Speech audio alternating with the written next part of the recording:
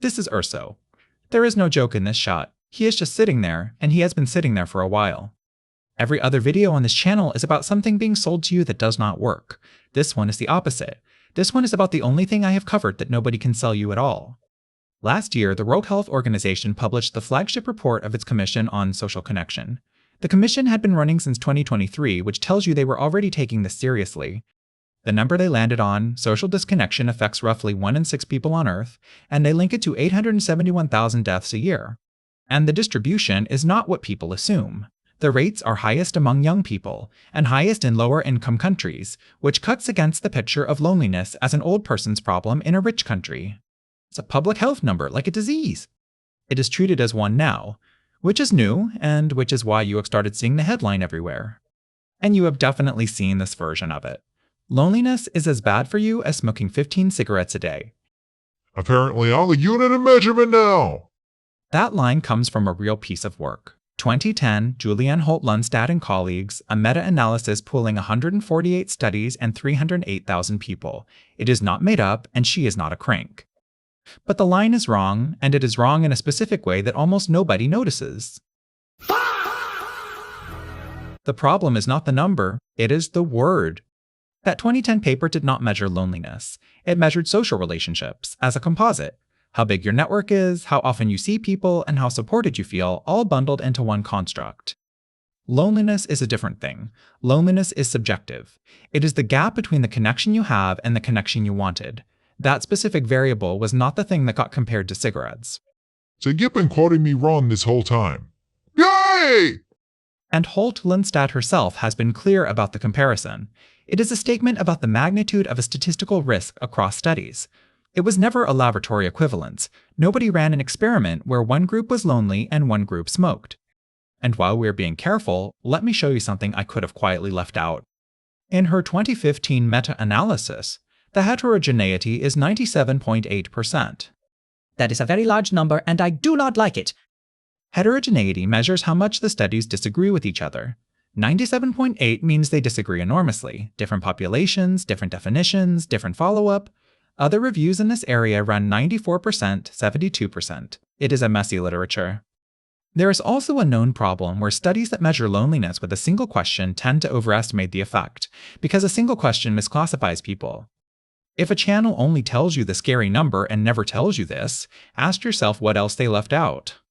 So does the whole thing fall apart? No. And here is why I am still making this video. The association keeps showing up. Different countries, different decades, different research groups, different instruments.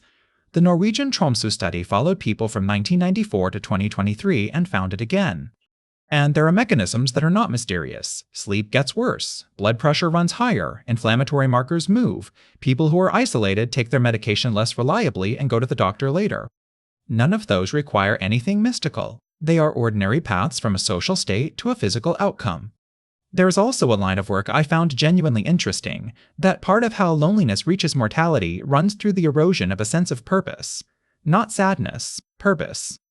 Which is a much more interesting variable than sadness. It also explains something the sadness story cannot. Loneliness predicts worse outcomes even in people who do not describe themselves as unhappy. If the pathway runs through having a reason to keep going, rather than through mood, that stops being a contradiction. Now the distinction this whole subject falls over without. Living alone is not loneliness. They are different variables, they get measured separately, and they do not track each other the way you would assume. Plenty of people live alone and are not lonely, and loneliness shows up constantly in people who are surrounded by other humans all day, in a full house, in an office, in a relationship. So if you live alone and you are fine, this video is not about you and nobody is coming to fix you. And if you are lonely in a room full of people, you are not doing anything wrong either. That is the normal shape of the thing. It also means the fix is not quantity. You can add people to a week and change nothing, because the variable was never how many humans were in the room. It was whether any of it landed. Which leaves the useful question. Is there anything that actually works, or is this just a diagnosis? There is evidence, and it is better than I expected. A systematic review pulled together 25 studies, and 16 randomized trials went into the meta-analysis. The pooled effect right after the intervention was moderate. Moderate, with high heterogeneity again. I am not going to stop saying that. It is still high. It is always high here. But moderate and real beats nothing. And notice what those interventions are not. They are not somebody telling you to make more friends. The ones that do best tend to be structured and specific. A repeating activity with the same people, something with a role in it for you, something that gives you a reason to show up that is not the friendship itself. The friendship is a side effect of the reason, which is worth sitting with because it is the opposite of the advice everyone gives. Nobody who is lonely is helped by being told to reach out more. Reaching out is the hard part. That is the symptom, not the prescription. A structure does the reaching for you. Same time, same place, same people, a task that needs doing. You are not asking anybody for anything, and you do not have to be in the mood. The trials that worked mostly look like that. And there is a second finding I liked. Some of the strongest results come from interventions where the lonely person is the one helping, not the one being helped. Being needed does something that being visited does not. Wow! Which is a strange thing to have to design on purpose. So let me do the least scientific thing in this video. Every one of these was in an earlier episode. The chocolate bar that was mostly sugar. Still mostly sugar. Bee! The credit card that turned out to be the wrong number. Still famous. Still wrong. The owl who insists he is nocturnal. I remain nocturnal. None of them are here because the research says so. They are here because a room with somebody in it is different from a room without, and that is the entire mechanism this video has been circling for 8 minutes. So here is where I land.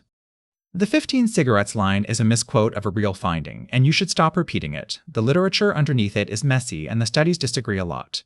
And after all of that, the thing still holds up well enough that the World Health Organization built a commission around it, which puts it in a category almost nothing on this channel gets to be in. There is no product. There is no supplement, no protocol, no capsule, no 14-day reset. Nobody makes money if you fix this.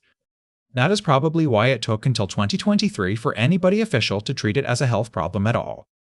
And given what this one is about, the comments are not a bad place to be. Tell me what Urso should look into next. Hit like if this was worth your time and subscribe so the next one finds you.